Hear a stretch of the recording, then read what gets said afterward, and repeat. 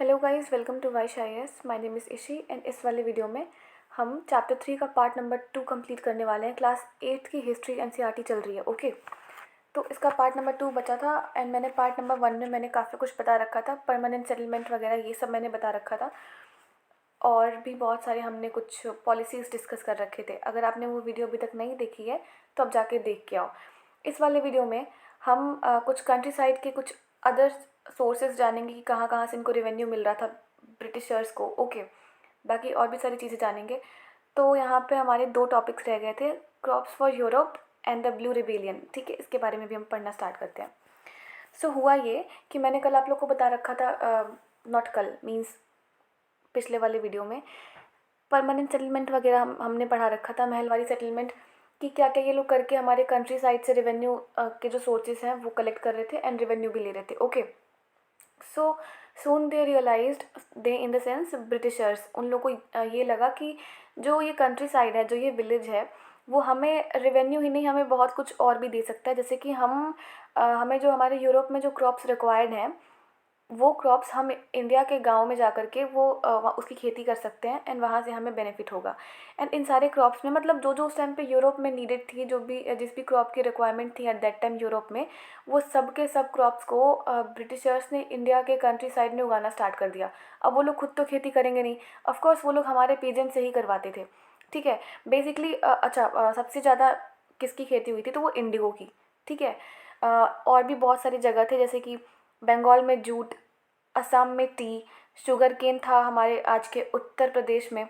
Okay, Punjab में wheat, Maharashtra और पंजाब में कॉटन, और ऑफ कोर्स जो राइस था वो मद्रास में। ऐसे जितने भी इन लोगों को क्रॉप्स की रिक्वायरमेंट होती थी यूरोप में, उन सब की खेती ये लोग इंडिया में करवाते थे। तो बेसिकली हम यहाँ पे ना इंडिगो और ओपियम के बारे में पढ़ेंगे, बिकॉज ये जो दोनों क्रॉप थे ना वो काफ़ी ज़्यादा फेमस, इन द सेंस कि फेमस तो हुए थे। अब फेमस कहने का ये मतलब है ना कि इस इंडिगो के चक्कर में बाद में रिवॉल्ट भी हो चुका है। इस वजह से यहाँ पे हम इंडिगो के बारे में पढ़ेंगे। इंडिगो समझते हो ना, नील, वो जो पहले कपड़े पे लगाई जाती थी, किसी वाइट शर्ट पे या फिर वाइट कुछ भी किसी भी कपड़े पे, तो वो ब्लू कलर का प्रिंट देता था, वही था इंडिगो, नील। ओके, सो इंडिगो का डिमांड इस तरीके से बढ़ा कि एक टाइम इन द सेंस कि 19th सेंचुरी में वर्ल्ड का सबसे बिगेस्ट सप्लायर था इंडिया इंडिगो को लेकर के। अब सवाल ये उठता है कि जो इंडियन इंडिगो की डिमांड थी वो ही क्यों हो रही थी, बिकॉज इंडिगो तो कहीं पर भी उग सकता है ना। इसके पीछे बहुत सारे रीजंस थे, मैं बताती हूँ, सुनो। जो क्लोथ मैन्युफैक्चरर थे ना, इटली के, फ्रांस के, ब्रिटेन के, बाकी अभी अदर कंट्रीज़ के, बट मेनली इटली, फ्रांस और ब्रिटेन के, उन लोगों ने 13th सेंचुरी में ही इंडियन इंडिगो की डिमांड करना स्टार्ट कर दिया था। मतलब उन लोगों ने 13th सेंचुरी में ही जो हमारा इंडियन इंडिगो था, हमारे देश का जो इंडिगो था, वो यूज़ करना शुरू कर दिया था। इसका रीज़न ये था ना कि जो इंडिगो की जो प्लांटेशन होती है वो मेनली ट्रॉपिकल रीजन में होती है एंड यूरोप का रीजन ट्रॉपिकल नहीं है, तो वहाँ पे वो फेवरेबल कंडीशन नहीं थी जहाँ पे वो लोग इंडिगो की खेती वेती कर सकें, एंड हमारे यहाँ थी। सो दैट इज़ वाई एक ये भी रीज़न था इंडियन इंडिगो का डिमांड बढ़ने का। ओके, बट प्रॉब्लम ये थी कि उस टाइम पे इंडियन इंडिगो एक ही को नहीं चाहिए थे, बहुत सारी कंट्रीज थी। मैंने बताया ना कि ब्रिटेन, फ्रांस, इटली, ऐसे बहुत सारे और भी कंट्रीज थे जिनको चाहिए था। तो मैं अगर बात करूँ यूरोपियन मार्केट की, तो वहाँ पे बहुत ही कम अमाउंट में, मतलब बहुत ही स्मॉल अमाउंट में जो इंडियन इंडिगो था ना वो पहुँच पाता था, और उसका जो प्राइस था वो बहुत ही ज़्यादा हाई था। तो जो वहाँ के यूरोप के जो क्लोथ मैन्युफैक्चरर हुआ करते थे, वो इंडियन इंडिगो की जगह पे एक यू कैन से सस्ता प्लांट, वोड नाम हुआ करता था उसका, वो यूज़ करते थे, ताकि वो बिकॉज वोड जो था ना वो भी इंडिगो की तरह ही वो ब्लू कलर देता था। मतलब डिफरेंस इंडिगो और वोड में इतना था कि इंडिगो थोड़ा सा प्रोफेशनल लगता था, प्रोफेशनल इन द सेंस कि थोड़ा सा अच्छा लगता था, थोड़ा सा अच्छा कलर देता था, और जो वोड था ना वो थोड़ा सा डल कलर देता था। बाकी और भी कोई क्वालिटीज़ ऐसा नहीं है कि दोनों अलग अलग थे, हाँ अलग अलग थे, बस उसकी ये स्पेशलिटी थी इंडिगो की कि वो जो कलर देता था वो बहुत ही ब्राइट होता था, बहुत ही अच्छा होता था अगर वोट से कंपेयर किया जाए तो, और जो वोट था वो थोड़ा सा डल कलर देता था, ये प्रॉब्लम थी। ओके, और क्योंकि जो ये वोड था ना वो टेम्परेट जोन में उगने वाला प्लांट था, तो इसकी प्लांटेशन ये लोग यूरोप में कर दिया करते थे, मतलब उसकी उतनी दिक्कत नहीं होती थी। बट इंडिगो वो लोग वहाँ पे कल्टीवेट नहीं कर सकते थे, वो लोग वहाँ पे इंडिगो की खेती वो लोग नहीं कर सकते थे, बट ऑफकोर्स वोट की कर सकते थे बिकॉज वो टेम्परेट जोन में उगता है। ठीक है, तो इस वजह से जो वोट की खेती थी ना वो कहाँ कहाँ पे होती थी, नॉर्दर्न इटली में होती थी, सदर्न फ्रांस में होती थी, और बहुत सारे जो जर्मनी के अलग अलग जो पार्ट्स थे ना वहाँ पे भी होती थी। एंड ऑफ कोर्स ब्रिटेन को तो चाहिए था, तो ब्रिटेन में भी होती थी वोट की खेती। लेकिन वहीं पे जो लोग इंडिगो प्रेफर करते थे यूज़ करना, सॉरी, जो लोग वोट प्रेफर करते थे यूज़ करना, उनको ये डर लगा कि अगर ये इंडिगो की डिमांड बढ़ी तो हमारा जो वोट का जो सप्लाई है वो कम हो जाएगा। तो उन लोगों ने, जो यूरोपियन गवर्नमेंट थी, उनको प्रेशराइज़ करा कि आप इंडिगो के इम्पोर्ट पर बैन लगा दो। उसके बाद में वहीं कुछ क्लोथ डायर्स भी थे जो कि इंडिगो को प्रेफर किया करते थे एज अ डाई, मतलब अपने कपड़ों को वो ब्लू कलर देने के लिए। मैंने अभी बताया ना क्यों, क्योंकि जो इंडिगो था वो बिल्कुल रिच ब्लू कलर देता था, और जो वोट था ना वो थोड़ा सा मतलब इंडिगो से डल कलर देता था। तो कुछ जो प्रोफेशनल मैन्युफैक्चरर्स थे, जो कुछ प्रोफेशनल कुछ अच्छे लेवल के जो डायर्स थे, जिनकी उतनी औकात थी कि हाँ वो इंडिगो को प्रेफर कर सकते हैं, तो वो लोग इंडिगो को ही प्रेफर किया करते थे। बाकी जो कुछ नॉर्मल कल्टिवेटर्स थे यूरोप के, वो वोट का यूज़ किया करते थे। तो उन लोग को ऐसा लगा कि अगर कंपटीशन होगा, जनरेट होगा कंपटीशन, तो हमारे वोट की जो खेती है वो खतरे में आ जाएगी, हमारा खर्चा पानी बंद हो जाएगा बेसिकली। तो उन लोगों ने बोला कि गवर्नमेंट को उन लोगों ने प्रेशराइज़ करा कि आप इंडिगो के इम्पोर्ट पर आप बैन लगा दीजिए। बट फिर बाद में आप देखोगे कि 17वीं सेंचुरी में कुछ यूरोपियन क्लोथ डायर्स भी थे जो कि इंडिगो को प्रेफर किया करते थे। उन्होंने इस बैन को हटाने की बात करी थी। तो उसके बाद में बहुत सारी जो कंट्रीज़ थी, उनके कुछ कुछ पार्ट्स में ना इंडिगो की खेती करी जाने लगी, बिकॉज डिमांड बहुत ज़्यादा हाई हो रहा था।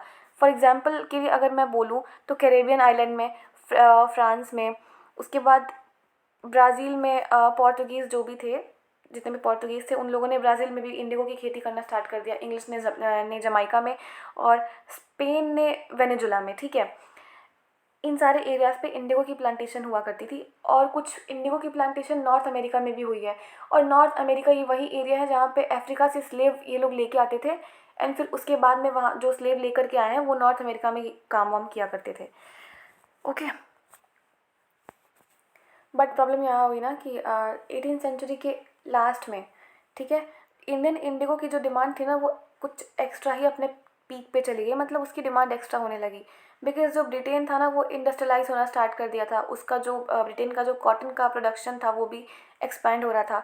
और बहुत ही, अगर कॉटन का प्रोडक्शन एक्सपैंड हो रहा है तो ऑफकोर्स क्लोथ तो बनेगा ही ना, कॉटन के तो क्लोथ बनते थे, तो अभी भी बनते हैं, तो बनेंगे ना। उसके बाद उसको डाई करने के लिए इंडिगो तो चाहिए ही होगा, और जो प्रोफेशनल जो क्लोथ डायर्स थे वो इंडिगो ही प्रेफर किया करते थे। और जब ऐसा नहीं था कि पहले इंडिया में ही इंडिगो इन लोगों ने क्रॉप करना शुरू करा, बहुत सारी कंट्रीज़ थे जहाँ पे ब्रिटेन ने अपनी कॉलोनीज़ बना के रखी थी, जैसे कि अमेरिका में, वेस्ट इंडीज़ में। तो यहाँ पे भी ये लोग खेती वेती करते थे, मतलब किया करते थे इंडिगो की। But there were certain reasons. मैं एक रीज़न बताती हूँ। अमेरिका में और वेस्ट इंडीज़ में ये जो सप्लाईज था ना वो कोलैप्स हो गया, ठीक है, जस्ट बिकॉज इसका एक ये भी रीज़न था कि ब्रिटेन ने जो कॉलोनीज़ अमेरिका में बना रखी थी, वहाँ पे भी ऐसे ही कुछ लोग जाके थे, जैसे कि हमारे इंडिया में आए थे ना ब्रिटिश ईस्ट इंडिया कंपनी वाले, वैसे ही कुछ अमेरिका में भी थे। बट उन लोगों के साथ ये प्रॉब्लम हुई कि उन लोगों ने बाद में ब्रिटेन को ही कह दिया कि नहीं, हम आपके लोग नहीं हैं, हम तो अमेरिका के ही हैं, हम यहीं के रहेंगे। तो ब्रिटेन को इस बात का डर होने लगा कि कहीं बाकी जहाँ पे भी उनकी जो कॉलोनीज़ बनी हैं वो लोग भी वही ना कर दें। तभी तो देखा होगा आप लोगों ने कि 1773 में बहुत सारे रेगुलेटिंग एक्ट आए थे एक, और फिर 1784 में पिट्स इंडिया एक्ट आए थे। इन सारे जितने भी एक्ट आए थे, तो मोस्ट ऑफ द एक्ट से आपको पता लगेगा कि जो ब्रिटेन था वो अपने आप को सेंट्रलाइज करने की कोशिश कर रहा था, बिकॉज उसको ये डर था ब्रिटेन को कि कहीं जैसे अमेरिका में इन लोगों ने किया वैसे ही कहीं इंडिया में, बाकी सारे अदर कंट्रीज़ में भी ना कर दे। ठीक है, तो अमेरिका से जो डिमांड थी इंडिगो की वो कोलैप्स हो गई, ऑफकोर्स वेस्ट इंडीज़ से भी। और ब्रिटेन इंडस्ट्रियलाइज हो रहा था, उसकी प्रोडक्शन बढ़ रही थी कॉटन की, उसके लिए उसको डाई करने के लिए, क्लोथ डाई करने के लिए डायर की नीड थी, ठीक है, मीन्स इंडिगो की नीड थी। एंड कुछ मैंने अभी जैसे बताया, जो प्रोफेशनल लोग होंगे वो कहाँ यूज़ करते होंगे वोट को। तो ऐसे कौन से रीजंस थे कि ब्रिटेन को इंडिया की तरफ टर्न होना पड़ा कि चलो अब इंडिया चलते हैं, वहाँ पे जाके खेती करेंगे। बिकॉज मैंने अभी भी अमेरिका वाला एक रीज़न बताया, उसके बाद में ब्रिटेन ने वहाँ पे भी कॉलोनी बना के रखी थी, यहाँ पे भी वैसे बना के रखी थी। तो इन लोगों को लगा कि ये लोग हमारे इंडिया में आएंगे तो वहाँ से इन लोगों को कुछ पॉसिबिलिटी है, फ़ायदा वायदा बेनिफिट इनको मिलने की। सो दैट इज़ वाई इनको इंडिया की तरफ टर्न होना पड़ा। अभी बात करते हैं जब ये इंडिया में आए ना इंडिगो की खेती करवाने के लिए, तो उसके बाद हुआ क्या। आप देखोगे ना इंडिया में जो उस टाइम पे बंगाल वाला रीजन था, वहाँ पे इन लोगों ने ज़बरदस्त एक्सपांड करा है इंडिगो की खेती को। Because from the last decade of 18th century जो इंडिगो की कल्टीवेशन थी बंगाल में वो बहुत ही ज़्यादा एक्सपेंड हो गई। मतलब इतना ज़्यादा कि एक टाइम पे बंगाल ना पूरे वर्ल्ड मार्केट में डोमिनेट कर रहा था। जो हमारा इंडियन इंडिगो था, स्पेशली बंगाल वाला, जिसकी खेती बंगाल में होती थी। आप इसको ऐसे समझो कि 1788 में बस 30% ही इंडिगो इम्पोर्ट हुआ करता था ब्रिटेन में इंडिया से, ठीक है। 1810 आते आते लगभग 95% ऑफ इंडिगो जो था ना वो हमारे इंडिया से ही जाता था। इस तरीके का इन लोगों ने एक्सपांड करा था। और हो तो इतना गया था कि कुछ जो ऑफिसर्स थे एट दैट टाइम के, जो कुछ बहुत ही अच्छे खासे पोस्ट पे थे, कुछ कॉमर्शियल एजेंट थे कंपनी के, और भी कुछ ऑफिशियल्स थे, उन लोगों को ये तक लगने लगा कि हम अब अपना नौकरी वोकरी छोड़ दे रहे हैं, हम भी जाके इंडिया में जाएंगे एज ए प्लांटर बन के और इंडिगो की खेती करवाएंगे। तो ऐसे बहुत सारे ऑफिशियल्स थे जो कि ब्रिटेन से इंडिया में आए थे जस्ट फॉर खेती करने के लिए। ओके, अब ये सवाल ये उठता है कि हाउ इंडिगो वॉज कल्टिवेटेड। देखो, दो सिस्टम था, एक था निज सिस्टम, एक था रियोती सिस्टम। अब इन दोनों के बारे में ना मैं थोड़ा सा डिटेल में बात करती हूँ। निज सिस्टम में वो सिस्टम होता है जो आप डायरेक्टली कंट्रोल करते हो। मीन्स आप इसको ऐसे समझो कि मान लो कोई प्लांटर है जो कि यूरोप से आया है यहाँ पे प्लांटेशन करने के लिए। उसने आपसे ज़मीन ली है, ठीक है। आप मतलब मान लो आप ज़मींदार हो, उसने आपसे ज़मीन ली है और वो वहाँ पे डायरेक्टली कंट्रोल कर रहा है। उसने आपसे वो ज़मीन ले ली है, अब वो वहाँ पे डायरेक्टली कंट्रोल कर रहा है। वहाँ पे वो अपने जो भी वर्कर्स हैं, जो भी पीजेंट्स हैं, उनको भेजेगा, वो प्लांटेशन करवाएगा। इसको कहते हैं निज कल्टीवेशन। बट इसमें ना एक प्रॉब्लम थी, क्योंकि देखो इंडिगो के साथ ये प्रॉब्लम है ना कि आप एक जगह पे इंडिगो की प्लांटेशन आपने कर दिया, उसके बाद आप वहाँ पे कोई किसी और चीज़ की प्लांटेशन कर ही नहीं सकते। बिकॉज इंडिगो के ना रूट्स जो होते हैं वो बहुत ही डीप होते हैं। तो उस डीप रूट होने की वजह से जो सॉइल की फर्टिलिटी होती है वो ख़त्म हो जाती है, ठीक है। तो एक ये प्रॉब्लम था। दूसरी प्रॉब्लम ये थी कि बहुत सारे लेबर चाहिए होते थे। पहले तो लैंड बहुत सारा चाहिए होता था, ज़मीन। और ज़मीन का मिलना उस टाइम पे, क्योंकि उस टाइम पे ना ब्रिटेन में इंडिगो की डिमांड इस लेवल पे चल रही थी कि उसका कोई हम मतलब अप्रॉक्सीमेट वैल्यू भी नहीं बता सकते। बस आप इतना जानो कि अगर 1788 में 30% इम्पोर्ट हो रहा था ब्रिटेन में इंडिया से इंडिगो, एंड 1810 में 95% होने लगा, तो सोचो क्या ही डिमांड रही होगी उस टाइम पे ब्रिटेन में इंडिगो की। आप इससे खुद ही पता लगा सकते हो। तो उसके लिए अब इन बढ़ती हुई डिमांड्स के लिए ना इंडिगो ज़्यादा चाहिए था। ज़्यादा इंडिगो चाहिए, उसके लिए ज़्यादा पहले ज़मीन चाहिए। अब ज़्यादा ज़मीन देगा कौन, क्योंकि इंडिगो आप खा नहीं सकते हो। बेसिकली उस टाइम पे बंगाल में, most of the north India में उस टाइम पे राइस की कल्टीवेशन बहुत होती थी। बिकॉज जितने भी पीजेंट्स थे उनके पास उतनी ज़मीनें होती नहीं थी। तो जितनी भी होती थी उसमें वो लोग अपने खाने पीने की चीज़ें उगाते थे, जैसे कि धान वान की खेती हो गया, ठीक है, गेहूँ वगैरह ये सब हो गया, वीट राइस जो भी है। तो अब जब ये आए अपना ये निज कल्टीवेशन और रियोती सिस्टम लेकर के, अभी मैं बताती हूँ अभी रियोती क्या होता है। बट ये मैं अभी निज कल्टीवेशन के बारे में बता रही हूँ, उसकी प्रॉब्लम्स क्या क्या थी। तो लैंड चाहिए था, लैंड इन लोग को मिला नहीं। जस्ट बिकॉज जो फार्मर्स हैं वो पहले अपना भी तो उनको पेट भरना होता है ना, तो वो लोग राइस का कल्टीवेशन किया करते थे। तो राइस के कल्टीवेशन में दिक्कत कुछ था नहीं, बस अगर वहाँ पे वो लोग इंडिगो कल्टीवेट करते तो इंडिगो के बाद वहाँ पे राइस का कल्टीवेशन इम्पॉसिबल था। क्योंकि अभी मैंने बताया इंडिगो से जो रूट होता है उसका बहुत ही डीप होता है और सॉइल की जो फर्टिलिटी होती है वो ख़त्म हो जाती है। तो इंडिगो के बाद आप वहाँ पे कुछ उगा नहीं सकते हो, वो ज़मीन फिर बर्बाद हो जाता है, ख़राब हो जाता है। और अगर मान लेते हैं कि आपको लैंड मिल भी गया, तो लैंड अगर आपको मिल गया ना तो उसके लिए लेबर चाहिए थे बहुत सारे से, ठीक है। आपको लेबर को मोबिलाइज़ करना इतना ईजी नहीं था एट दैट टाइम, क्योंकि अगर आपको बहुत ज़्यादा नंबर ऑफ अमाउंट में लेबर चाहिए तो उसके लिए आपको पैसे इन्वेस्ट करने पड़ेंगे। और पैसे ब्रिटिशर्स कभी अपने पैसे इन्वेस्ट करना चाहते थे नहीं। बट स्टिल अगर आपने कर भी दिया है, पैसे भी इन्वेस्ट कर दिए हैं, तो निच कल्टीवेशन में ऑन अ लार्ज स्केल अगर बात करी जाए तो उसमें बहुत सारे प्लो और बुलक्स चाहिए होते थे, जो हलवल होता है ना वो। आप इससे समझो कि अगर आपके पास 1 बीघा खेत है, आप उसमें इंडिगो कल्टीवेशन कर रहे हो, तो आपको उसके लिए 2 प्लो चाहिए थे, ठीक है। इसका मतलब अगर किसी किसान के पास अगर 1000 बीघे की खेत है तो उसको 2000 प्लो चाहिए होते थे। और उस टाइम पे इतना ज़्यादा इन्वेस्ट करना लगभग इम्पॉसिबल के ही बराबर था, मतलब परचेज करने में प्रॉब्लम्स आती थी। दूसरी प्रॉब्लम तो ये थी। नाउ थर्ड वन जो मैंने बताया, सॉइल की फर्टिलिटी एंड किसानों की खाने की प्रॉब्लम, क्योंकि उनके पास ऐसी 1000 बीघा, मैंने एक एग्जाम्पल दिया है, इतना ज़मीन होता नहीं था एट दैट टाइम किसी के पास में, ओके। और थर्ड वाली प्रॉब्लम वो सॉइल की फर्टिलिटी, वो ख़त्म हो जाती थी। फिर अगर हर जगह पे इंडिगो ही उगा दिया तो चावल जो धान वान है उसकी खेती कहाँ से करेंगे, अगर धान वान की खेती नहीं करेंगे तो खाएंगे क्या, उसके बाद तो मर ही जाना है ना। तो ये सारी प्रॉब्लम हुआ करती थी।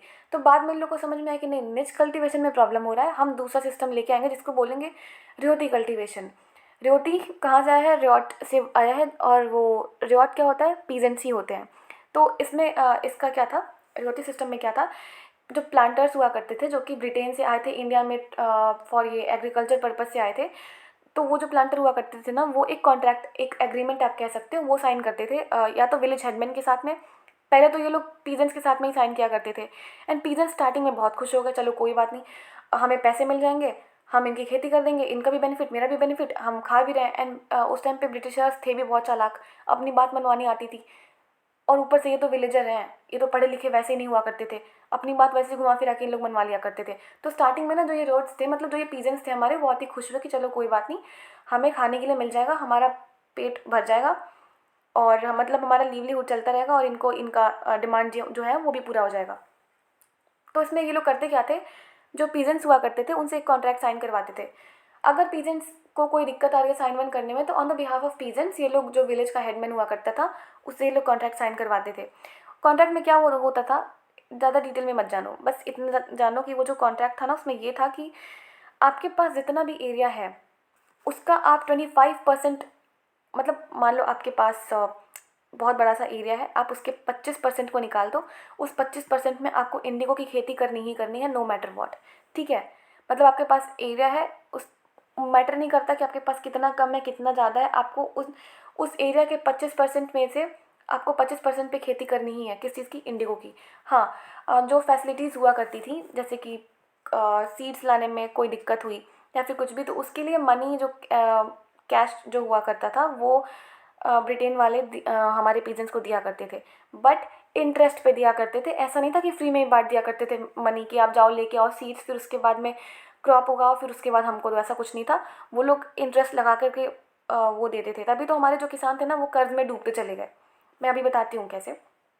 हाँ, ये था कि जो उनके इंटरेस्ट रेट हुआ करते थे वो थोड़े से लोग हुआ करते थे, क्योंकि किसानों को तो उन लोगों ने, किसानों को ही बहुत ही ज़्यादा उन लोगों ने एक्सप्लॉइट कर रखा है।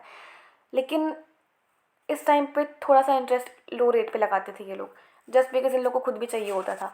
बट धीरे धीरे ना इस सिस्टम से भी इन लोग को समझ में आने लगा कि नुकसान हमारा ही हो रहा है, क्योंकि ये जब ये लोग क्रॉप डिलीवर करते थे ना प्लांटर को, उसके बाद जब मतलब हार्वेस्ट वगैरह कर देते थे, उसके बाद फिर नया लोन ये लोग रिसीव करते थे। वो एज अ लोन ही तो दे रहा है ना, तो वो नया लोन प्लांटर्स दिया करते थे किसानों को। उसके बाद में इनको समझ में आया कि ये साइकिल ऐसे ही चलता रहेगा, कभी ख़त्म होगा नहीं, एंड हम लोग कर्ज में डूबते चले जाएंगे।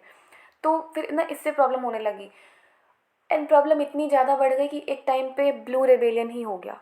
अब मैं बताती हूँ ये क्या हो गया। बिकॉज जो कल्टीवेटर्स थे ना, उनको खाने तक के उनके ना पैसे हो रहे थे, ना अपनी ज़मीन थी खाने तक की, तो कुछ कह नहीं सकते थे। इस वजह से बहुत सारी प्रॉब्लम्स आ रही थी। उसके बाद में इस वजह से फ्रस्ट्रेट होकर के ना इन लोगों ने रिबेलियन कर दिया। मार्च में क्या होता है, जिसका नाम था ब्लू रेबेलियन। मार्च में 1859 में क्या होता है, जो बंगाल के जो रियोट्स थे, मतलब जो बंगाल के पीजेंट्स थे, उन्होंने मना कर दिया। उन्होंने कहा कि हम इंडिगो को नहीं उगाएंगे। ठीक है। एंड बहुत सारे जो इंडिगो फैक्ट्रीज थे वहाँ पे भी इन लोगों ने अटैक करा। बहुत सारे जो रियोट्स थे उन्होंने रिफ्यूज़ कर दिया कि हम जो जितना भी हमारा जो रेंट बचा हुआ है हम उसको देंगे भी नहीं, मतलब जितना भी पैसा हमारा ड्यू है हम उसको भी नहीं देंगे, आपको जो करना है कर लो। एंड अटैक करे लोग इंडिगो फैक्ट्रीज़ वगैरह पे।